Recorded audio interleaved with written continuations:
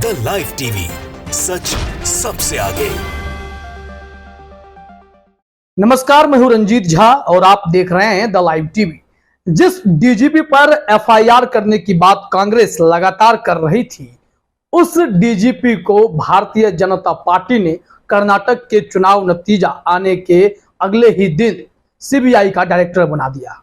आदेश जारी कर दिया गया। 2-1 से कहा जा रहा है कि इनके नाम पर मुहर लगा दी गई।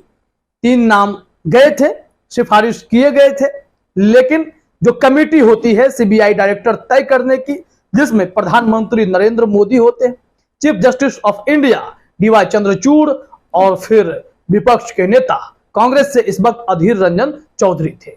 अधीर रंजन चौधरी ने आपत्ति जताई थी। बावजूद इसके 2-1 से अगर बहुमत सिद्ध हो जाए तो फिर जिस नाम पे मुहर लगानी हो वो मुहर लग जाती है।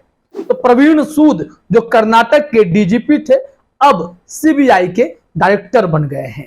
इसके साथ ही सवाल यह खड़े होने लगे, क्या भारतीय जनता पार्टी ने, क्या केंद्र की मोदी सरकार ने जानबूझकर प्रवीण सूद को सीबीआई का डायरेक्टर बनाया, वो भी ऐसे समय में जब भारतीय जनता पार्टी के इस सरकार पर जांच एजेंसियों के सहारे विपक्ष को परेशान करने का गंभीर आरोप लगता रहा है। या फिर आप इसे दूसरे परिदृश्य में देखना चाहें तो ऐसे देखिए, दिल्ली में जो एलजी होते हैं वो कहा जाता है कि केंद्र सरकार के यस मैन की भूमिका निभाते हैं और फिर दिल्ली के मुख्यमंत्री अरविंद केजरीवाल के कामकाज में अरंगा डालते हैं। ऐसा आरोप आम आदमी पार्टी लगातार लगाती रहती है। वहां एक ट्यूनिंग की कमी हो जाती है। दूसरी तरफ कर्नाटक तो पूर्ण राज्य है, तो यहां पर एलजी की भूमिका तो होती नहीं है। दूसरी तरफ गवर्नर साहब होते हैं, तो गवर्नर साहब उस तरीके से इसमें एक्टिव हो नहीं पाते हैं।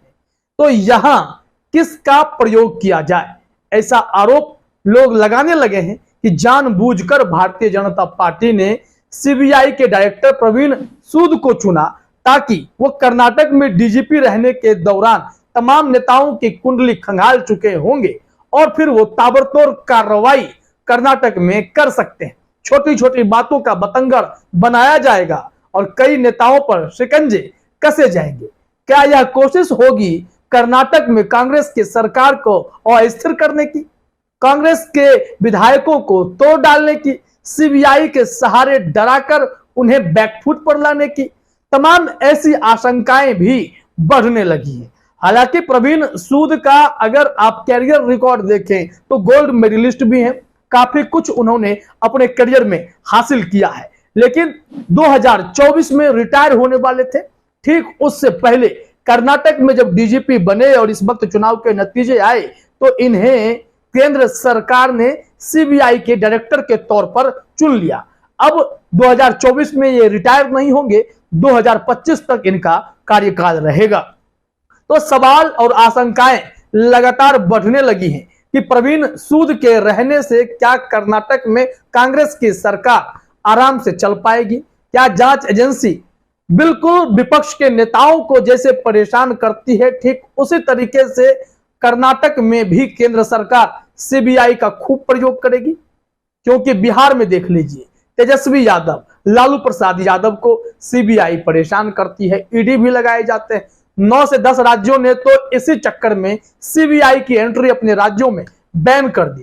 तो फिर केंद्र सरकार ने रास्ता निकाला कि किस जांच एजेंसी का प्रयोग करें कि किसी राज्य में एंट्री होने से रोक न सके। तो ईडी के दायरे बढ़ा दिए गए, ईडी की ताकत बढ़ा दी गई और ईडी में भी सुप्रीम कोर्ट में मामला चल रहा है कि ईडी के जो डायरेक्टर हैं, चीफ हैं संजय मिश्रा, वो भी मोदी सरकार के यस मैन हैं, मोदी सरकार के फेवरेट हैं।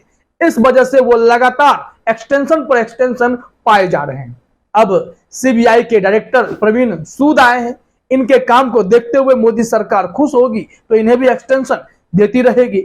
अब विवाद यहां पर दरअसल ये है कि कांग्रेस की सरकार से खुन्नस निकालने के लिए क्या वाकई बीजेपी ने प्रवीण सूद को चुना है? क्योंकि डीके शिव कुमार और प्रवीण सूद के बीच 36 के आंकड़े रहे हैं। डीके शिव कुमार ने तो इन्हें नालायक तक कहा था। इन्होंने कहा था कि ये ऐसे हैं जो बीजेपी पर तो कोई कार्रवाई नहीं करते उनके नेताओं पर, लेकिन कांग्रेस नेताओं पर ताबड़तोड़ केस दर्ज कर देते हैं।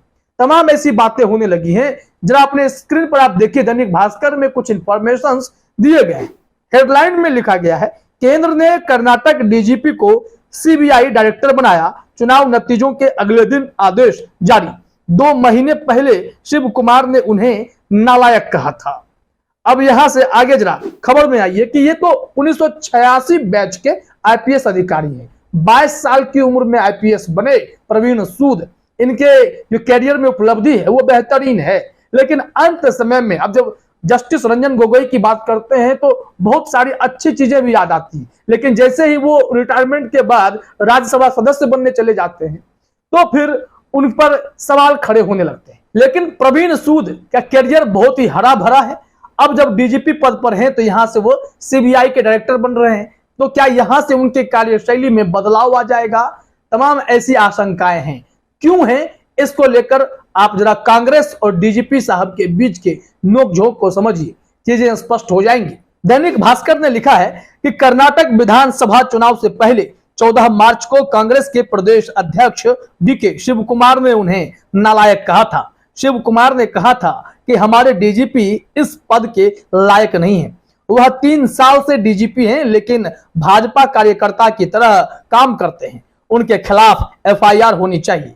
इसलिए हमने खबरें की शुरुआत में यह बात कही थी कि जिन डीजीपी पर एफआईआर की बात कांग्रेस वाले कर रहे थे, उन्हें ही मोदी सरकार ने सीबीआई का डायरेक्टर बना दिया।